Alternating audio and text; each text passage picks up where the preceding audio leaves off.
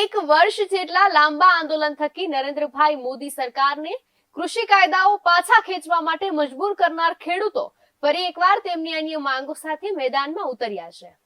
દિલ્હી કૂચનો નારો આપનારા પંજાબ, હરિયાણા અને ઉત્તર પ્રદેશના ખેડૂતોના આંદોલનને જોતા દિલ્હીમાં કડક સુરક્ષા વ્યવસ્થા કરવામાં આવી છે અને કેટલાક રસ્તાઓ પણ બંધ કરવામાં આવ્યા છે.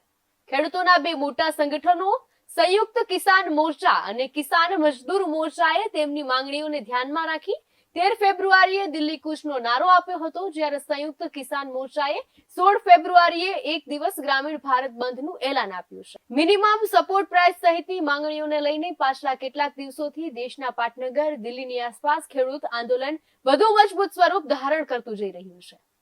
એક વર્ષ જેટલા લાંબા આંદોલન થકી નરેન્દ્ર મોદી સરકારને કૃષિ કાયદાઓ પાછા ખેંચવા માટે મજબૂર કરનાર ખેડૂતો ફરી એકવાર તેમની અન્ય માંગો સાથે મેદાનમાં ઉતર્યા છે. નમસ્કાર, આપની સાથે હું છાયા.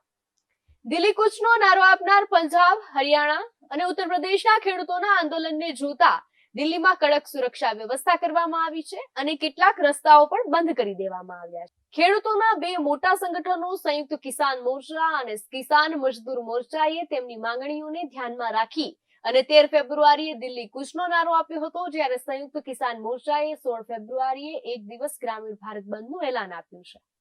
મિનિમમ સપોર્ટ પ્રાઇસ સહિતની માંગણીઓને લઈને પાછલા કેટલાક દિવસોથી દેશના પાટનગર દિલ્હી આસપાસ ખેડૂત આંદોલન વધુ મજબૂત સ્વરૂપ ધારણ કરતું રહ્યું છે. ખેડૂત જૂથો અને કામદારો દ્વારા શુક્રવારે દેશવ્યાપી ગ્રામીણ બંધ અને ઇન્ડસ્ટ્રીયલ સ્ટ્રાઇક કોલ અપાયો હતો. તે જોતા પંજાબ, હરિયાણા અને હરિયાણા દિલ્હી બોર્ડરે ભારે સુરક્ષા બંદોબસ્ત ગોઠવી દેવાયો હતો. ખેડૂત સંગઠનોએ આ કાર્યવાહીને મોદી સરકારની આપખુદશાહી ગણાવી છે અને તેનો વિરોધ કર્યો હતો. ખેડૂતોના લોકતાંત્રિક ઢબે કરાઈ રહેલા પ્રદર્શન સામે પંજાબના હાઈવે અને દિલ્હીની બોર્ડરોએ વાળબંધી અને બેરિકેડિંગની કાર્યવાહી સામે અમે ભારે અસંતોષ વ્યક્ત તેમજ આક્રોશ વ્યક્ત કરીએ છીએ. એમએસપી સહિત સ્વામીનાથન કમિશનની ભલામણો લાગુ કરવા, ખેત મજૂરો ખેડૂતો માટે પેન્શન, ખેતી લોનની માંડવાળ, પોલીસ કેસ પાછા ખેંચવા અને લખીમપુર ખેરી હિંસાના પીડિતોને ન્યાય સહિતની માંગો સાથે ખેડૂતોએ આંદોલન ફરી વખત વેગ આપવાની જાહેરાત કરી. આ જાહેરાતને જોતા દિલ્હીની ગાજીપુર, ટિકરી અને સિંધુ બોર્ડરે સીઆરપીસીની કલમ 144 લાગુ કરી દીધી છે. આ સિવાય હરિયાણાના કેટલાક જિલ્લામાં ઇન્ટરનેટ સેવા પણ સ્થગિત કરી દેવાઈ છે. 2 વર્ષ પહેલા દિલ્હીની બોર્ડરે ધરણા પર બેસેલા ખેડૂતોનું આંદોલન એટલું પ્રબળ હતું કે તેના કારણે તેમને 3 કૃષિ કાયદાઓ રદ કરવાની જાહેરાત કરવી પડી હતી. કૃષિ ઉપજ, વ્યાપાર અને વાણિજ્ય કાયદો 2020, કૃષિ કિંમત આશ્વાસન અને કૃષિ સેવા કરાર કાયદો 2020 અને આવશ્યક વસ્તુ સંશોધન અને અધિનિયમ 2020. આ 3 કાયદાઓ પાછા ખેંચવામાં આવ્યા હતા. ખેડૂતોને ડર હતો કે સરકાર આ કાયદાઓ મારફત કેટલાક અગત્યના પાકો પર મળતા લઘુત્તમ સમર્થન મૂલ્ય એટલે કે એમએસપી ને બંધ કરી દેશે અને ખેતીના ઔદ્યોગિકરણને બળ આપી શકે છે. ત્યારબાદ તેમને આ પ્રકારની મોટી એગ્રો કોમોડિટી કંપનીઓના મોહતાજ થવું પડશે. આ કાયદાઓ રદ થયા બાદ તેમણે પોતાનું આંદોલન પાછું ખેંચી લીધું હતું. તે સમયે સરકારે તેમને લઘુત્તમ સમર્થન મૂલ્યની ગેરંટી આપવાનું વચન આપ્યું હતું. સાથે જે તેમની અન્ય માંગો પણ પૂરી કરવામાં આવશે તેવું વચન આપવામાં આવ્યું હતું. તો ખેડૂતોની માંગ છે શું, તેના વિશે જો વાત કરવામાં આવે તો સંયુક્ત કિસાન મોરચાના નેતા જગજીતસિંહ દલ્લેવાલે કહે છે કે અમે અમારી માંગણીઓના મનાવવા માટે દિલ્હી ચલોના નારો નથી આપતો. અમે સરકાર પાસેથી ફક્ત એ જ માંગણી કરી રહ્યા છીએ કે ખેડૂત આંદોલન પાછું ખેંચતા સમયે સરકારે અમને જે વચન આપ્યું હતું તેને નિભાવે. સાથે એવું પણ કહે છે કે સરકારે એ સમયે ન્યૂનતમ સમર્થન મૂલ્યની ગેરંટીનું વચન આપ્યું હતું.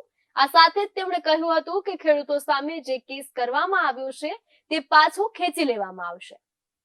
લખીમપુર ખીરીની ઘટનામાં મરનાર લોકોના પરિવારોને નોકરી અને ઘાયલોને 10-10 લાખ રૂપિયા આપવામાં આવશે એવું પણ વચન આપવામાં આવ્યું હતું. સરકાર આવા વચનો આપે તો છે પણ નિભાવવા સમયે ક્યાંક પાછી પડી જાય છે. 2021માં ઉત્તર પ્રદેશના લખીમપુર ખીરીમાં સરકારના કૃષિ કાયદાનો વિરોધ કરી રહેલા 4 શીખ ખેડૂતોને ગૃહ રાજ્ય મંત્રી અજય મિશ્રાની એસયુવી દ્વારા કથિત રીતે કચડી નાખવામાં આવ્યા હતા. સરકારે કહ્યું હતું કે ખેડૂતોને પ્રદૂષણના કાયદાથી મુક્ત રાખવામાં આવશે અને સૌથી મોટું વચન તો એ હતું કે ખેડૂતોને સ્વામીનાથનની કમિશનની ભલામણો અનુસાર પાકના ભાવ આપવામાં આવશે. પરંતુ આ વચનોમાંથી એક પણ વચન પૂરું નથી થયું. ચૂંટણી નજીક આવતા જ આશા દેખાડવામાં આવે છે, પણ એ આશાને નિરાશામાં ફરતા વાર નથી લાગતી. સ્વામીનાથન કમિશનની ભલામણો કહે છે કે ખેડૂતોને તેમના પાકની કિંમત 1.5 ગણી આપવામાં આવે. આંદોલનનો સમય સમજી વિચારીને નક્કી કરવામાં આવે. આંદોલનનો સમય શું સમજી વિચારીને નક્કી કરવામાં આવ્યો છે?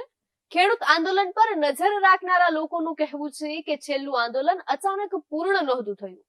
સરકારે કેટલાક વચનો આપ્યા હતા, હવે ખેડૂતો એ જ વચનો પૂરા કરવા માટે દબાણ કરી રહ્યા છે.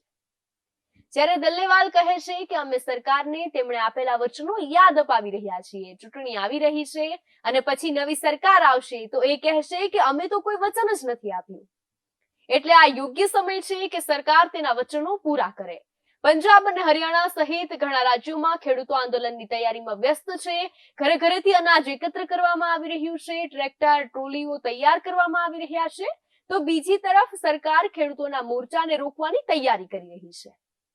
મીડિયામાં તસવીરો સામે આવી રહી છે જે દર્શાવે છે કે પંજાબ અને હરિયાણા વચ્ચેની સિંધુ બોર્ડરને સિમેન્ટના બેરિકેડ અને કાંટાળા વાયરોથી સીલ કરવામાં આવી રહી છે. ગત વખતે ખેડૂતોના આંદોલન દરમિયાન જ્યારે પુલ પર નાકાબંધી કરવામાં આવી હતી ત્યારે ખેડૂતો અહીંથી જ ટ્રેક્ટર લઈ અને દિલ્હીની બોર્ડર પર પહોંચ્યા હતા.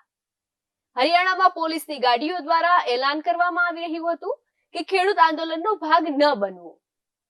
ઘરો પર પોસ્ટર ચોંટાડવામાં આવી રહ્યા છે. લોકો પાસેથી તેમની જ જમીનો અને બેંક ખાતાઓના રેકોર્ડ માંગવામાં આવી રહ્યા છે. પેટ્રોલ પંપના માલિકોને કહેવામાં આવી રહ્યું છે કે ખેડૂતોને ડીઝલ ન આપવામાં આવે. ખેડૂતો જો ટ્રેક્ટર લઈને નીકળશે તો તેને જપ્ત કરી લેવામાં આવશે. તેમના પાસપોર્ટ જપ્ત કરી લેવામાં આવશે. ખેડૂતોએ આંદોલન આગળ વધારવા પર શું કહ્યું? જ્યારે તેમને પૂછવામાં આવ્યું ત્યારે ખેડૂત આંદોલનમાં પત્રકારો સાથે કથિત મારપીટની ઘટના બાદ ખેડૂતો આંદોલનના નેતાઓને પત્રકારોની માફી માંગે છે. પત્રકાર પરિષદમાં ખેડૂત નેતા જગજીતસિંહ દલ્લેવાલે કહ્યું કે અમને જાણવા મળ્યું છે કે 2 પત્રકારો સાથે દુર્વ્યવહાર થયો છે અને તેમની માફી માંગીએ છીએ. અમે એ પત્રકારો સાથે છીએ અને અમારા પ્રયાસ રહેશે કે હવે આવી ઘટના ન ઘટે. સાથે એવું પણ કહ્યું કે માહોલ ખરાબ ન થાય તેનું ધ્યાન રખાશે. આંદોલનની રક્ષા કરવાનો સમય આવી ગયો છે. યુનિયનની ટીમો ધ્યાને રાખશે અને કોઈ પત્રકાર સાથે આવું ન થવું જોઈએ. કોર્પોરેટ હાઉસ કે ચેનલનો દ્રષ્ટિકોણ અલગ હોઈ શકે છે, પણ જે પત્રકાર છે, જે અમારા ભાઈઓ છે, મીડિયા હાઉસથી અમારા વિચારો અલગ હોઈ શકે, પણ મીડિયા કર્મી સાથે દુર્વ્યવહાર એ યોગ્ય ન કહેવાય. ખેડૂત નેતાઓએ સ્પષ્ટ કર્યું છે કે બુધવારે કેન્દ્રના કોઈ મંત્રી સાથે બેઠક નથી થઈ. કેન્દ્રીય મંત્રીઓ સાથે બેઠક ગુરુવારે એટલે કે આજે થવાની છે.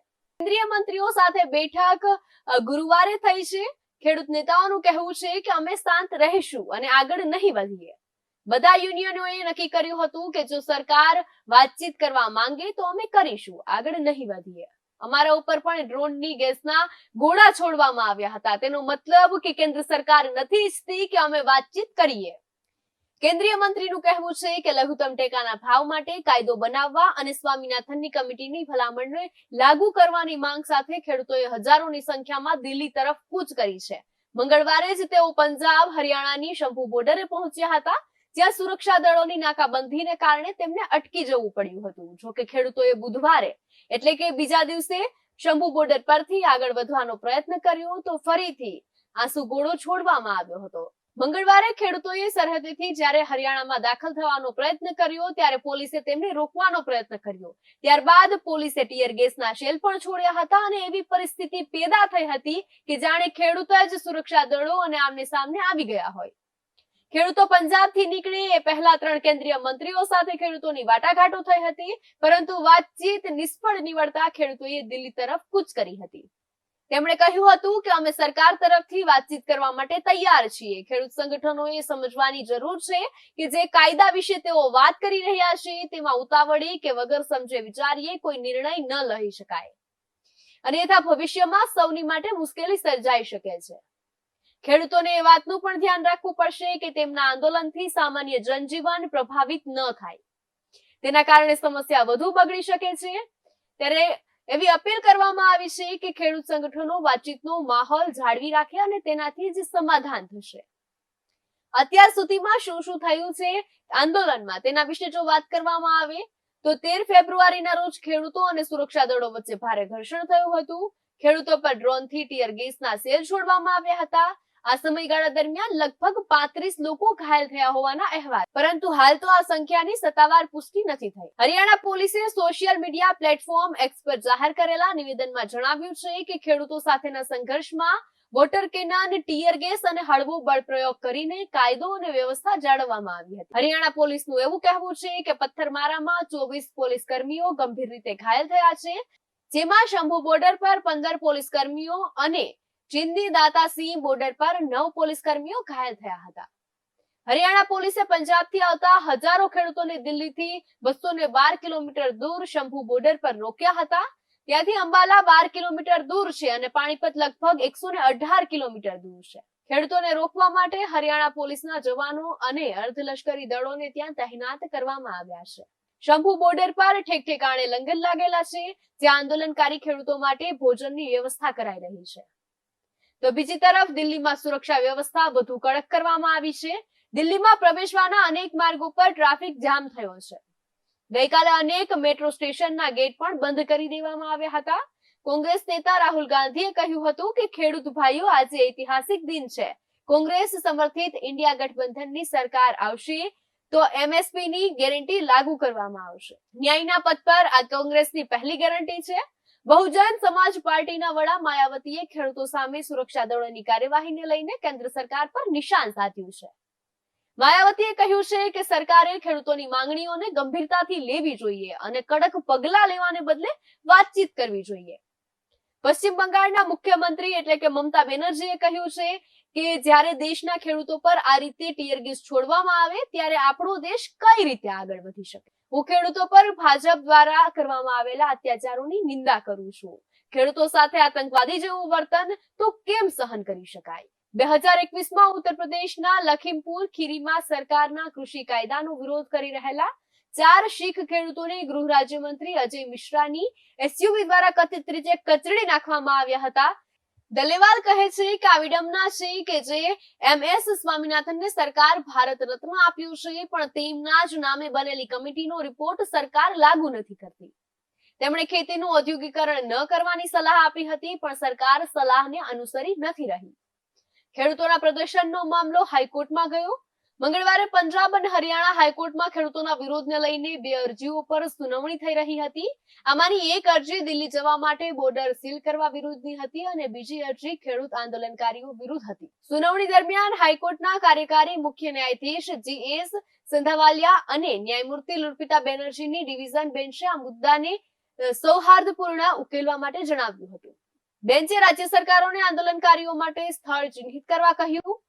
હાઈકોર્ટે કેન્દ્ર, હરિયાણા, પંજાબ અને દિલ્હી સરકારને નોટિસ પાઠવી છે. સુનાવણી દરમિયાન કોર્ટે કહ્યું કે વિરોધ કરનારાઓ ભારતના નાગરિક છે અને તેમને દેશમાં મુક્તપણે ફરવાનો અધિકાર છે. કોર્ટે એમ પણ કહ્યું કે રાજ્ય સરકારની ફરજ છે કે એ નાગરિકોના અધિકારોનું રક્ષણ કરે અને તેમના લીધે અસુવિધાઓ પણ ના થાય. ખેડૂત જગતનો તાત હેરાન થઈ રહ્યું છે અને આપણે પ્રેક્ષકો બનીને જોઈ રહ્યા છીએ. આગળ શું થાય છે એ જોવું રહ્યું. ત્યારબાદ મારે વાત કરવી છે એક પક્ષી મંદિર વિશે, જે ગુજરાતમાં આવેલું છે. ભારતનું એકમાત્ર પક્ષી મંદિર. અહીં લોકોની માનતા પૂર્ણ થાય છે. પૂર્ણ લોકવાયકા પ્રમાણે અહીં પહેલા ગધેશ્વર નગર હતું અને આવા 125 મંદિરો અહીં અસ્તિત્વ ધરાવતા હતા, જેમાંના આજે માત્ર 7 મંદિરો કાળીની થપાટો ઝીલતા અસ્તિત્વ માટે ઝઝૂમી રહ્યા છે. અનાદિકાળથી માનવીનો પશુ પક્ષીઓ સાથેનો સંબંધ સ્વજન સમો અતૂટ રહ્યો છે. વળી હિન્દુ સંસ્કૃતિમાં તો પશુ પક્ષીઓને દેવી દેવતાઓના વાહન તરીકે સ્થાન મળ્યું છે. સાબરકાંઠા જિલ્લામાં આ પશુ પક્ષીઓના માનવ સાથેના સંબંધોનું એક અતૂટ પ્રતીક સમાન ભારતમાં એકમાત્ર પક્ષી મંદિર આવેલું છે. રોડાના મંદિરો 7મી સદીના 7 મંદિરોનો સમૂહ છે. સાબરકાંઠા જિલ્લાના મુખ્ય મથક હિંમતનગરથી 15 કિલોમીટરના અંતરે આવેલા આ રોડાના મંદિરો પણ આપણા પૂર્વજોની કલાપ્રિયતા અને પશુ પક્ષીઓ પ્રત્યેના અસીમ પ્રેમને વર્ણવતા આજે પણ ઊભા છે. પણ જંગલમાં જો મંદિર જ ના દેખાતું હોય તો પબ્લિક કઈ રીતના જાય? એટલે જો રસ્તાની વ્યવસ્થા ખાસ હોય ને તો પબ્લિકને તકલીફ ના પડે. વિદેશીઓ આવતી શું તકલીફ પડે છે? અને વિદેશીઓને ખાસ કે વિદેશી એક તો અજાણ્યા માણસ હોય, એને રસ્તો તો પહેલાં મળે ના, રસ્તો હોય તો રસ્તો મળે ને. આમ જે જૂના રસ્તા છે, પુરાણા રસ્તા, નારીઓ છે એવું છે, એટલે એ લોકોનું મંદિરો બહુ મુશ્કેલ પડે. તો એ લોકોને ખબર પડે કે ભાઈ આ જગ્યાએ મંદિર સાવું છે, બરાબર. એટલે પહેલાં તો મેન મુદ્દો રસ્તાનો, કે જો અમારે રસ્તાની વ્યવસ્થા થઈ જાય તો એના લીધે ગામની પબ્લિકે કોઈક ઉદ્ધાર થાય, રોજગારી મળી રહે. અને મંદિરોનું એ કોઈક આજે દુનિયાના મંદિરો જુઓ કે એનો કેટલો વિકાસ છે, અને આ મંદિરોનો કોઈક વિકાસ થાય તો પબ્લિકને ફાયદો થાય, રોજગારી મળી રહે, અને આવવા જવાવાળા પ્રવાસીઓને કોઈ તકલીફ ના પડે. અહીં દેવી દેવતાઓના પ્રાચીન મંદિરો તો અસ્તિત્વ ધરાવે જ છે, પણ સાથે સાથે પક્ષી મંદિર પણ એક અનેરું મહત્વ ધરાવે છે. ભારતનું એકમાત્ર પક્ષી મંદિર જ્યાં આપણા પૂર્વજો પક્ષીઓની પૂજા કરતા હશે. આ વાતની અંગ્રેજ સરકારે પણ નોંધ લીધેલી છે. તો મહારાષ્ટ્રમાંથી ગુજરાત જે વખતે અલગ પડ્યું તે વખતે ગેઝેટમાં પણ આનો ઉલ્લેખ કરાયો છે. અહીંના તમામે તમામ મંદિરો કલા, કોતરણી અને સ્થાપત્યના ઉત્તમ નમૂના રૂપ છે. શિવ મંદિર, વિષ્ણુ મંદિર, નવગ્રહોના મંદિર અને લાડેજી માતાના મંદિરની સમકક્ષ જ અહીં આ પક્ષી મંદિર પણ આવેલું છે.